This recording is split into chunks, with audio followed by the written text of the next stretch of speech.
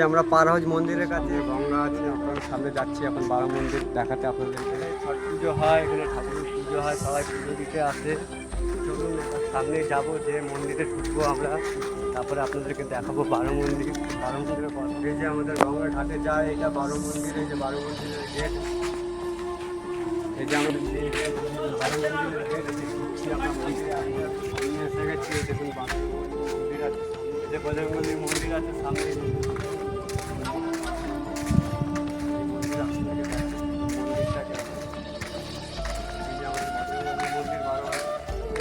মন্দিরটা কিরকম তাও আপনারা জানাবেন কমেন্ট করে। ভালো লাগলে আরও ভালো ভালো মন্দিরে নিয়ে যাবো, নিয়ে আপনাদেরকে সুন্দর জায়গা দেখাবো।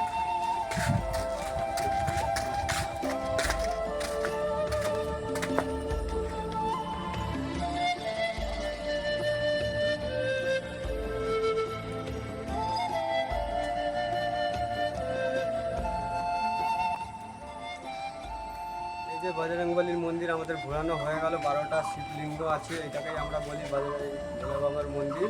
তো ভোলে বাবার 7খানা, এই 12খানা মন্দিরেই 12খানা শিবলিঙ্গ বসানো আছে। এটাই আমরা ভোলে বাবার কাছে এসেছি। এই যে আমাদের মন্দির, এটাই আমাদের বজরংবলী মন্দির।